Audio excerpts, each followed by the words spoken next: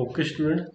और अभी देखो, नेक्स्ट जो है कि हमारे देश में जो जब हम आज़ादी के बाद, तो हिंदुस्तान जो हमारे इंडिया के सामने विकास के दो मॉडल थे, यानी कि डेवलपमेंट के two models were there. First was the liberal capitalist model, यानी कि उदारवादी पूंजीवादी मॉडल था। और यूरोप के जो मैक्सिमम कंट्री थे और यूएसए था, और उसमें सारा यही मॉडल अपनाया गया था। दूसरा था सोशलिस्ट मॉडल, यानी कि समाजवादी मॉडल। इसे किसने अपनाया हुआ था? इसे सोवियत संघ ने अपनाया था। आप इन दोनों की विचारधाराओं के बारे में हम पहले जो एंड ऑफ बाइपोलरिटी है उस लेसन में हम पहले ही जान चुके हैं। दो महाशक्तियों के बीच जो उस समय कोल्ड वार का जो पीरियड था, उस वक्त जो इंडियंस मैक्सिमम लोग थे जो डेवलपमेंट के बारे में सोचते थे, वो सोवियत मॉडल के जो सोशलिस्ट मॉडल था उससे ज़्यादा इम्प्रेस थे। तो ऐसे लोगों में भारतीय कम्युनिस्ट पार्टी ही नहीं बल्कि सोशलिस्ट पार्टी और खुद कांग्रेस के नेहरू भी इसमें शामिल थे। यानी कि सिर्फ कम्युनिस्ट पार्टी जो कि वामपंथी पार्टी थी, जो कि यूएसएसआर के सोशलिस्ट जो मॉडल से का फेवर करती थी, तो वो तो फेवर करती ही थी, लेकिन साथ ही जो सोशलिस्ट पार्टी थी, खुद इवन कांग्रेस के भी कई लोग, खुद नेहरू भी जो सब थे, वो भी इसका फेवर करते। अमेरिकी तर्ज के पूंजीवादी विकास के पैरोकार कम थे, यानी कि अमेरिका में जो मॉडल डेवलपमेंट का जो कैपिटलिस्ट मॉडल है वो अपनाया गया, उसके जो फेवर करने वाले लोग इतने ज़्यादा नहीं थे। और आज़ादी के आंदोलन के दौरान ही एक सहमति बन गई कि नेताओं की इन पसंद में यही सहमति प्रतिबिंबित हो रही थी कि राष्ट्रवादी नेताओं के मन में ये बात बिल्कुल साफ हो गई थी कि आज़ाद भारत की सरकार के आर्थिक सरकार अंग्रेजी हुकूमत का जो भी मॉडल था उससे बिल्कुल अलग हो। तो आज़ादी के आंदोलन के दौरान यह बात भी साफ हो गई थी कि गरीबी मिटाने और सामाजिक आर्थिक पुनर्वितरण के काम का मुख्य जिम्मा सरकार का होगा। नेताओं में इन बातों को लेकर बहस छिड़ी। कुछ औद्योगिकरण को उचित रास्ता मानते थे, कुछ नज़र में कृषि का विकास था और ग्रामीण क्षेत्र की गरीबी को दूर करना चाहते हैं। तो अभी सबसे पहले हम जो अभी मॉडल्स की बात की है उसके ऊपर डिस्कस करते हैं।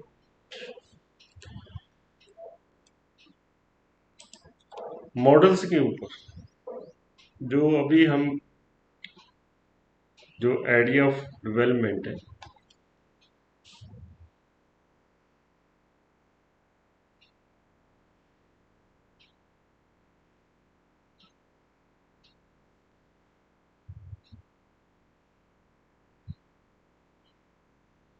Idea of development,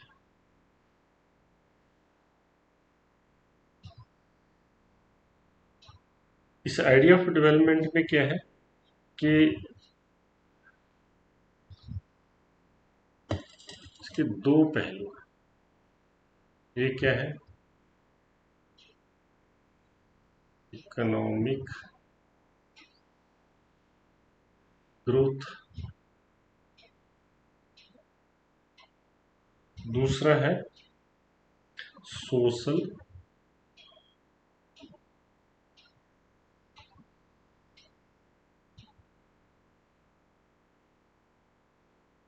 economic justice.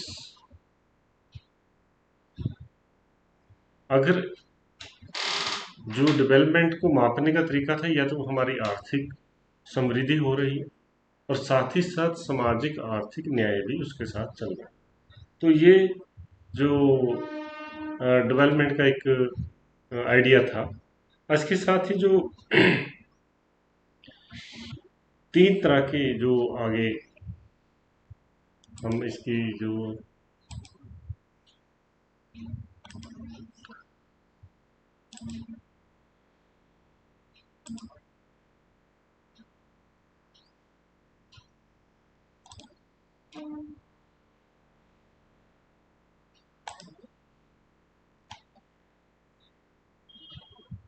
अभी नेक्स्ट जो है, इसमें जो डेवलपमेंट का जो नज़रिया था वो भी हम डिस्कस कर सकते हैं। अभी बात करते हैं हम इकोनॉमिक मॉडल्स की। ठीक है, और एक मॉडल था, क्या था? Liberal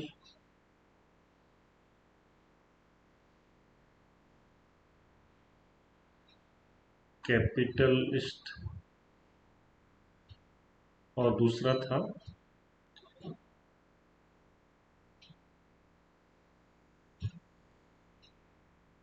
communist model. ये दो टाइप के मॉडल। ठीक है, अभी दो टाइप के मॉडल थे। तो इसमें लिबरल मॉडल क्या है? ये किसका फेवर करता है? ये करता है ओपन मार्केट। इसका खुली बाजार, खुली बाजार व्यवस्था। और ये किसका करता है? Control controlled and planned by state. ये हो गया कि इसको, जो कम्युनिस्ट मॉडल में क्या है, जो भी स्टेट के द्वारा ही प्लान किया जाए, नियंत्रित किया जाए अर्थव्यवस्था। ये क्या है? Minimum interference of state. पहला हो गया, ये दूसरा हो गया। मिनिमम इंटरफेरेंस ऑफ स्टेट, ये क्या बोलता है?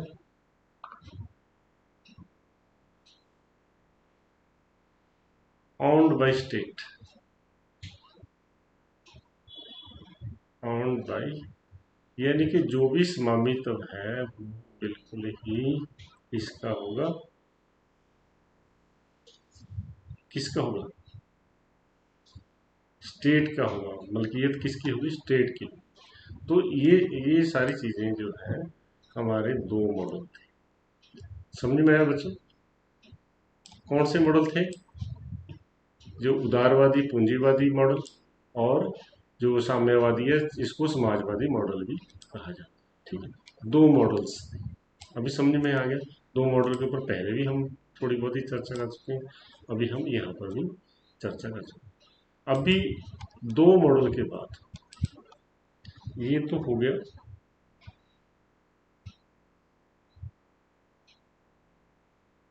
लिबरल कैपिटलिस्ट, दूसरा हो गया कम्युनिस्ट या सोशलिस्ट मॉडल भी बोल देते हैं इसको, कम्युनिस्ट मॉडल। भारत ने क्या है, ना तो जो हमारे राजनीतिज्ञ थे और देश की जो सिचुएशन थी, वो ना तो इसको अपनाने के पक्ष में थी, ना ही पूरी तरह इसको अपनाने के पक्ष में थी। ठीक है,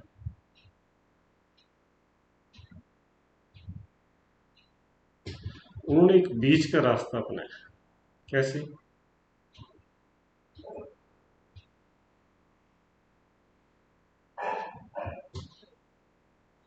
इंडिया ने कौन सा मॉडल अपनाया? Mixed economy. कौन सा मॉडल हो गया? मिक्स्ड इकोनॉमी, जिसको हम हिंदी में क्या बोलते हैं? मिश्रित अर्थव्यवस्था।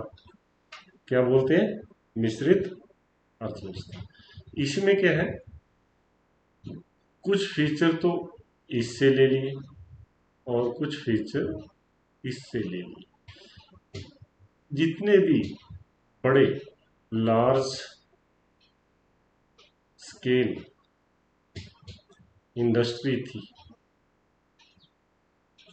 वो सारी हमने गवर्नमेंट के अंडर लगाई। साथ में जो छोटे उद्योग धंधे थे उनको क्या है प्राइवेट ओनरशिप में रखा। तो ये दोनों का जो मिश्रण था उसके इंडिया ने वो हमने मिश्रित, इसलिए बोलते हैं दोनों का मिक्स हो गया ना, मिश्रित अर्थव्यवस्था को अपनाया। तो हमारा इंडिया का मॉडल क्या है? मिश्रित अर्थव्यवस्था। तो अभी नेक्स्ट जो हम आगे चलते हैं, अभी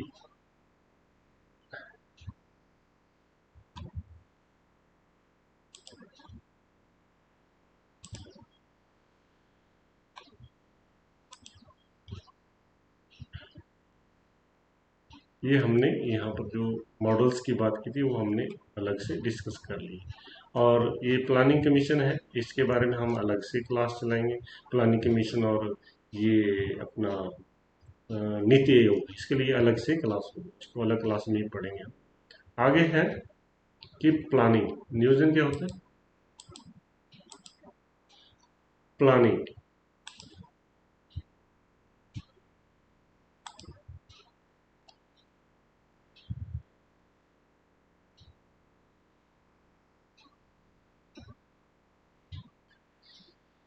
हमारे जो जितने भी आपस में डिसएग्रीमेंट थे, मतभेद थे, लेकिन सभी लोग इस उसके ऊपर सहमत थे कि विकास का काम जो है सिर्फ प्राइवेट जो हाथों में नहीं सौंपा जा सकता।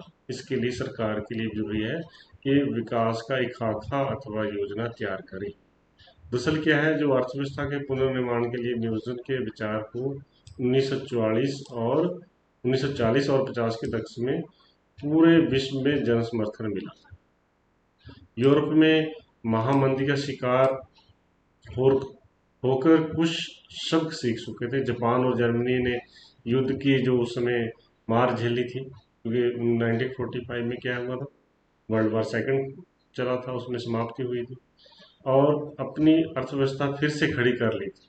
जापान पे 2 बम भी गिराए गए थे यूएसए के द्वारा, जर्मनी की बुरी तरह हार हुई थी, लेकिन इसके बावजूद भी इन देशों ने अपनी अर्थव्यवस्था फिर से खड़ी कर ली थी।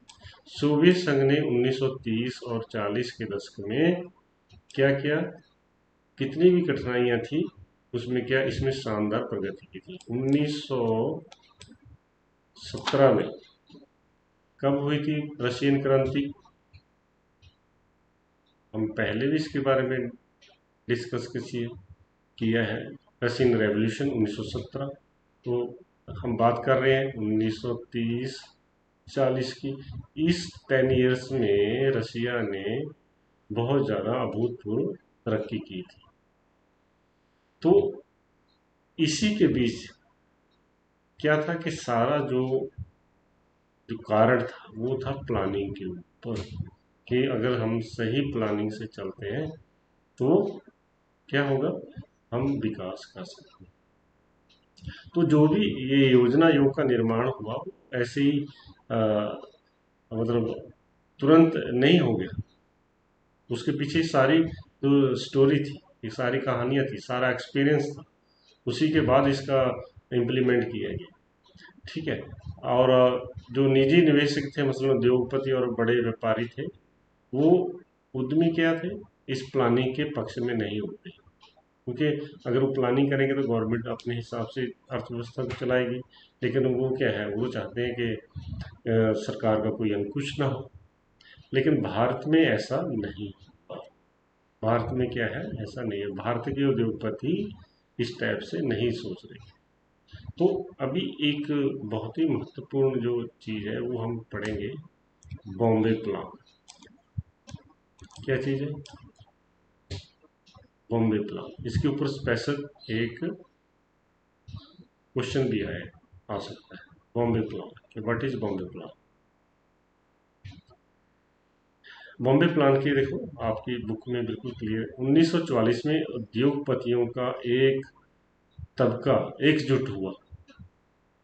कौन सा तबका था? जो देश के बड़े बड़े उद्योगपति थे। ठीक है।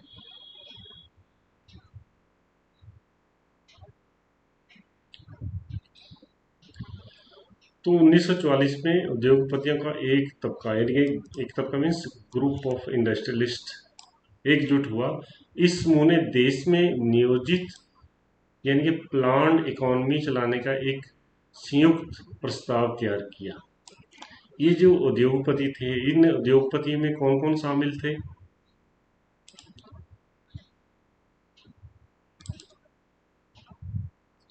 इन उद्योगपतियों में अभी आपको हम लिख देंगे कौन कौन शामिल थे, ठीक है। तो सबसे पहले इनमें JRD टाटा का नाम आता है, अगर उद्योगपतियों की बात करते हैं। JRD टाटा ये व्यक्ति का नाम है, एक नंबर। दो पे कौन थे? घनश्याम यानी कि GD बिरला, घनश्याम दास बिरला, जैसे बोलते हैं टाटा बिरला, वो बड़े बड़े उद्योगपतियों के नाम है। उसके पास A दलाल, ये उस समय के माने जाने, ठीक।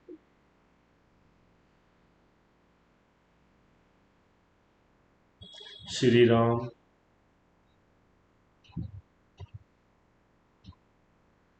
नंबर 5 जॉन मैथई,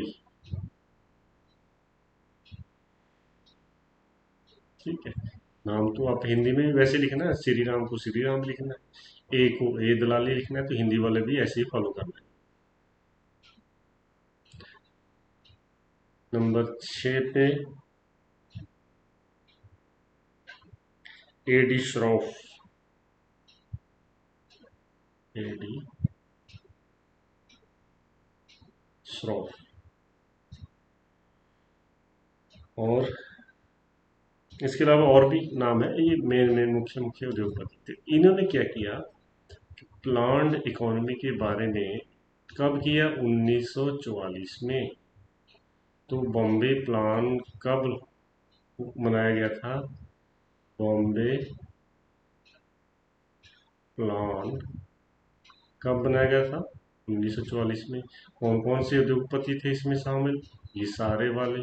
इन्होंने क्या किया, प्लान इकोनॉमी के लिए एक ड्राफ्ट तैयार किया गया कि कैसे कैसे प्लान इकोनॉमी हो जिसे गवर्नमेंट नियंत्रित करके ये चीज करे। इसी ड्राफ्ट को क्या बोला गया? Bombay plan.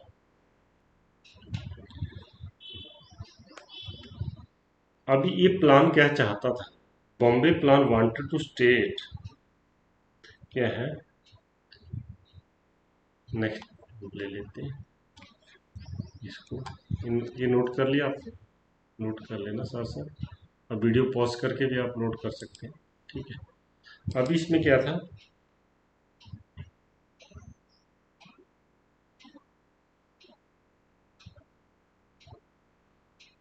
The Bombay plan wanted the state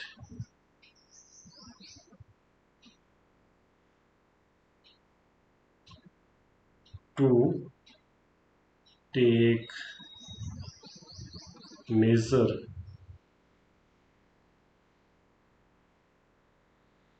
initiative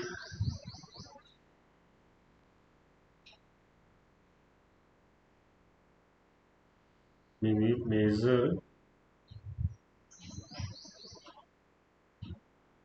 initiative in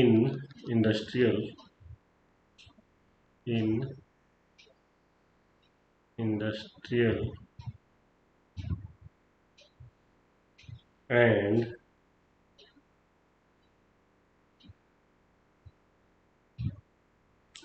other economic activities, ठीक है। तो ये था बॉम्बे प्लान का नजरिया कि वो बॉम्बे प्लान चाहता क्या था, वो चाहता था कि ऐसे मुख्य इनिशिएटिव पहल करे इंडस्ट्रियल के लिए के और अदर इकोनॉमिक एक्टिविटीज़ के लिए स्टेट को यानी कि सरकार को ही पहल करनी है, यानी कि सरकार को जो मेन इंफ्रास्ट्रक्चर है, बड़े बड़े उद्योग धंधे हैं, वो स्थापित करने चाहिए खुद। और जो दूसरे उद्योगपति अगर कोई लगाएंगे तो उनके लिए वो क्या है, जब बड़े बड़े इंडस्ट्री स्थापित होंगे उनको क्या होगा, उससे कि एक इंफ्रास्ट्रक्चर मिल जाएगा। इंफ्रास्ट्रक्चर मिलने से बाकी डेवलपमेंट भी साथ में होगा। तो ये तो था हमारा बॉम्बे प्लान वाला, ठीक है। बॉम्बे प्लान क्या था, और बॉम्बे प्लान के बारे में अभी आपने पूरा जानकारी ले ली। ये था हमारा 1900, इसमें आपकी बुक में भी ये सारा ये सभी जगह, ठीक है। तो यहाँ पर आज का हमारा जो लेसन है, वो जो हमारा आज का टॉपिक है यहीं पर समाप्त करते हैं। नेक्स्ट टॉपिक में हम क्या है, प्लानिंग कमीशन के बारे में पढ़ेंगे, और जो first 5 year plan, second 5 year plans, और जो कंट्रोवर्सीज हैं between agriculture, industry, public sector and private sector, और केरला मॉडल्स, ठीक है, ये पढ़ेंगे। ये अगली क्लास में होंगे। उससे अगली क्लास में होगा हमारा ग्रीन रेवोल्यूशन, वाइट रेवोल्यूशन, और वाइट रेवोल्यूशन के बारे में फिर जो नीति आयोग और प्लानिंग कमीशन हम एक साथ पढ़ लेंगे। और ये फिर हमारा टॉपिक लगभग यानी कि 3 क्लास में हम इस टॉपिक के ऊपर डिस्कस कर लेंगे।